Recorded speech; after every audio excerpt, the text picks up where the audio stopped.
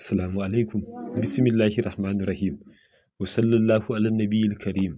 Wa qala ta'ala wa huwa allazi ja'ala lakum an-nujuma litahtadu biha fi zulumatil barri wal bahr. Qad fassalna al-ayati liqaumin ya'lamun. Da taimakon Allah bin wayi gari Laraba 28 ga watan Al-Muharram. Shekara ta 1447 wanda ya yi daidai da 23 ga watan 7 shekara ta 2025. A yau cikin taimakon Allah kamar yana cikin birji na Surdanu, yana cikin manzila ta Hal'a, yana muƙarana da mushtari.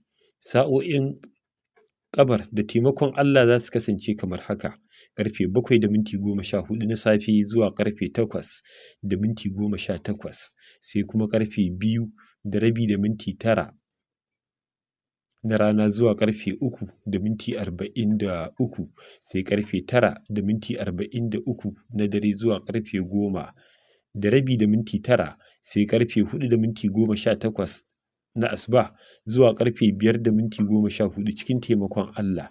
A ɗaya daga cikin waɗannan lokuta masana ilimin hisabi sun fitar da sallah raka'a 2. Bayan Fatiha za a karanta Ayatul Kursiyyu a madadin sura.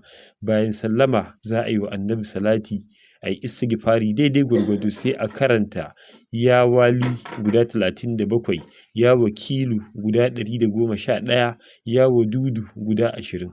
Waɗalaba minallahi ta'ala luɗufa wal afiyata, a nemi tausasawa, a nemi lafiya daga Ubangiji, duka Allah zai ba da lafiya.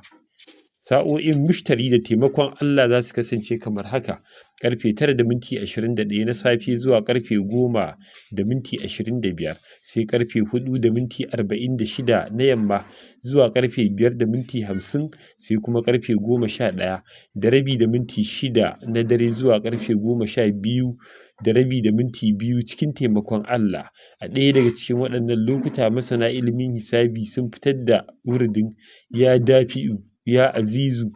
Za a karanta ya dafi'u 155, ya azizu guda 94, sai a karanta fa'aradu bihi kaidan faj'alnahumul asfalin guda 876, domin Allah ya ije maka dukan bala'i da musiba. Duka waɗanda suka nufe ka da mummuna, duka Allah zai kawar da kai, ba zai abin sharrinsu ba zai cutar da kai ba. Duka Allah subhanahu wa ta'ala zai taimake ka, ibaka nasara da rinjaye. Muna roƙon Allah ya sanya abin da muka yi daidai hadiya zuwa ga shugaba. Abin da muka yi kuskure muna neman taimakon Allah ya gafarta mana. Daga ɗalibin kuma Ma'ul Ainain Zubairu Kasim.